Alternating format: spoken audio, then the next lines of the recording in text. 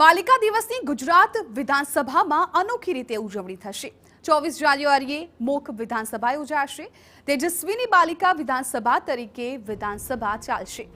182 વિદ્યાર્થીનીઓ આ વિધાનસભા છે એ ચલાવશે। સીએમ મંત્રી વિપક્ષ તમામ જગ્યા વિદ્યાર્થીઓની હશે। વિદ્યાર્થીનીને બનાવશે સ્પીકર। પ્રેક્ષક ગેલેરીમાં ગુજરાતના અગ્રણી મહિલાઓ હશે। महिला नेतृत्व વધારવાના ઉદ્દેશ્યથી આ કાર્યક્રમ યોજાશે। વધુ વિગત આપી રહ્યા છે સંવાદદાતા કિંજલ મિશ્રા। કિંજલ, વિધાનસભામાં હવે આ કાર્યક્રમ યોજાવાનો છે જેમાં તમામ વિદ્યાર્થીઓ છે એ અલગ અલગ પદ ધારણ કરશે। 23 જાન્યુઆરી આ વિધાનસભાની પ્રેક્ટિસ પણ કરવામાં આવશે।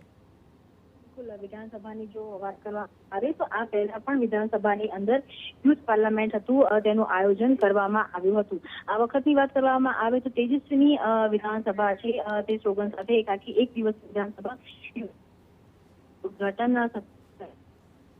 ભૂપેન્દ્ર પટેલ વિધાનસભા સ્પીકર શંકરભાઈ ચૌધરી ઉપસ્થિત રહેવાના છે। જે રીતે વડાપ્રધાન દ્વારા મહિલા સશક્તિકરણની વાત કરવામાં આવી છે, જે રીતે વિધાનસભા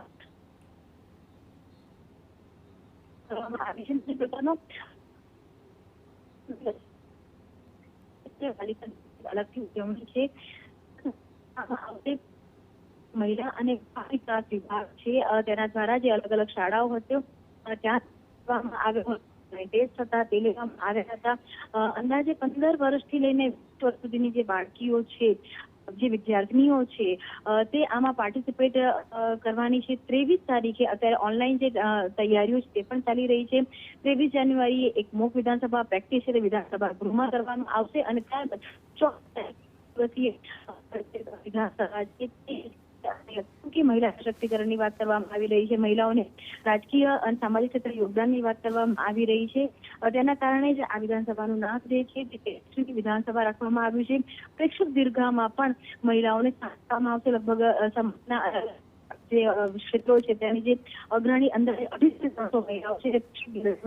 જી બિલકુલ કિંજલ, આભાર સમગ્ર માહિતી બદલ। તો 24 જાન્યુઆરીએ મોક વિધાનસભા ચાલશે અને તેજસ્વીની બાલિકા વિધાનસભા તરીકે આ વિધાનસભા છે એ ચાલવાની છે।